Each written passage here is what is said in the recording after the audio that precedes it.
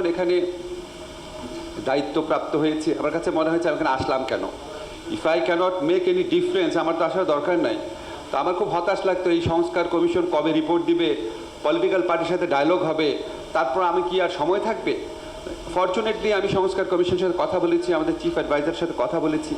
উনি বলেছেন যেসব বিষয়ে অলরেডি জাতীয় ঐক্যমত্য আছে সেটা করে ফেলো, দেরি করার দরকার নাই। তারপর আমরা সংস্কার কমিশনে আপনাদেরকে জানাতে চাই বিচার বিভাগ ও সংস্কার কমিশনের পারমিশন নিয়ে ওনাদের সাজেশনের ভিত্তিতে আমরা কিছু সংস্কার করছি।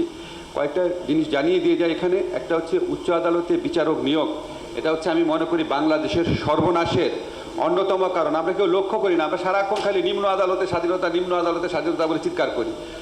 নিম্ন আদালতের স্বাধীনতা বলতে আমরা বুঝি যে উচ্চ আদালতের কাছে তার জবাবদিহিতা থাকবে, এটাই তো।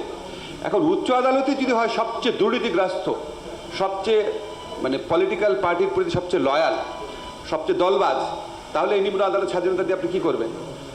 ঠিক না? তাহলে প্রথম আমাকে ফিক্স করতে হবে উচ্চ আদালত। উচ্চ আদালত ফিক্স করতে হলে প্রথম যেটা করতে হবে সেটা হচ্ছে নিয়োগটা ঠিক করতে হবে। নিয়োগের সময় যদি জয় বাংলা বা জিন্দাবাদ বলা লোক শুধুমাত্র বিচারক হবে এটা নিশ্চিত হয়ে যায়, তখন তো আর ওই উচ্চ আদালতের কাছে আপনি কিছু আশা করতে পারেন না। ফলে এটা খুবই ভাইটাল এরিয়া। উচ্চ আদালতে নিয়োগের আইন যেটা, সেটা আমরা 3টা ড্রাফট আমরা পেয়েছি। একটা বিচার বিভাগীয় সংস্কার কমিশন করে দিয়েছেন, একটা মাননীয় চিফ জাস্টিস করে দিয়েছেন ওনার অফিসের মাধ্যমে, আর এটা আছে যখন আপনার মনে আছে 111 গভর্নমেন্ট আমরা যখন বলি তাদের আমলে একটা আইন করেছিল। সো 3টা ড্রাফট আমরা দেখেছি, অনেক কাছাকাছি। ফান্ডামেন্টাল বিষয়ে সামান্য কিছু মতভেদ আছে। তো বেসড অন দোজ 3 ল আমরা নিজেরা আইন মন্ত্রণালয়ের পক্ষ থেকে একটা বড় কনসালটেশন করে একটা আইন করেছি। এই শনিবার ইচ্ছা আছে আপনারা যারা আইনবিদ আছেন, রাজনীতিবিদদের মধ্যে যাদের আইন সংশ্লিষ্টতা আছে, মানে শামীম পাটোয়ারিকে ডাকলে জাতীয় পার্টির ভিউটা আমরা পাবো। ঠিক আছে? এরকম একটা মানে দলকে রিপ্রেজেন্ট করেন বা দলকে রিপ্রেজেন্ট করা ছাড়াও সারাকে আমরা যদি ডাকি আমরা লিগাল এক্সপার্টদের মতামত পাবো, বোরহান ভাইকে ডাকলে আমরা একাডেমিশিয়ানের মতামত পাবো। আমরা একটা ব্রড বেসড কনসালটেশন করবো এই শনিবারে। ইনশাল্লাহ যত দ্রুত সম্ভব এই আইনটা করব। আমরা যদি এই আইনটা করে 30-40টা ভালো বিচারপতি নিয়োগ দিয়ে যাই উচ্চ আদালতে, অন্তত মানুষ তো 20-25 বছর 30-40 জন ভালো বিচারপতির সেবাটা পাবে, অন্তত এইটুক তো হবে।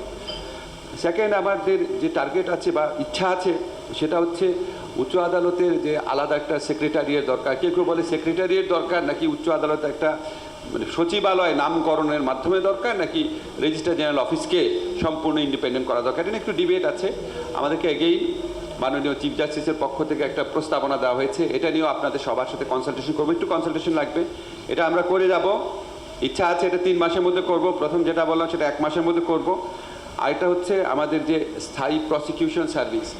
একটু আগে আমাকে সরওয়ার বলছিল বাংলাদেশে এমন একটা সিস্টেম, আপনি দলবাজ না হলে অ্যাটর্নি জেনারেল অফিস হোক আর পাবলিক প্রসিকিউশন সার্ভিসে হোক, সেখানে আইনজীবী হিসেবে নিয়োগ পাওয়ার সুযোগ খুবই কম। তো আমরা এটা চাই, এটা সলিউশনটা হচ্ছে স্থায়ী প্রসিকিউশন সার্ভিস। এটা নিয়েও আমাদের এই দেশে বহু বছরের ঐক্যমত আছে। এটা করার চেষ্টাও করা হয়েছিল 111 আমলে, পরে এসে আওয়ামী লীগ গভর্নমেন্ট এই প্রচেষ্টাটা বাদ দিয়ে দিয়েছে। এটা করব, এটা হয়তো 6 মাস লাগবে। আর তারপর আমাদের কিছু প্রসিডিউরাল লয় লুপহোলস আছে, এটা বড় বড় আইনজীবীরা জানেন, এটাও করার ইচ্ছা আছে। তারপর আমাদের যে রুলসগুলার আছে এটা কোডিফিকেশন নাই। তারপর আমাদের বোরহান ভাই বলেন যে আমাদের আইনগুলোর মধ্যে অনেক ভুল আছে, এগুলি কারেকশন করব। ইচ্ছা আছে যদি বছরখানেক সময় পাই অন্তত এই কাজগুলো করে যাব। তারপর অনেক কাজ বাকি থাকবে। তারপর পলিটিক্যাল পার্টির ওনারশিপের একটা ব্যাপার আছে, নেক্সট গভর্নমেন্ট এসে অনেক কিছুই বাতিল করে দিতে পারে।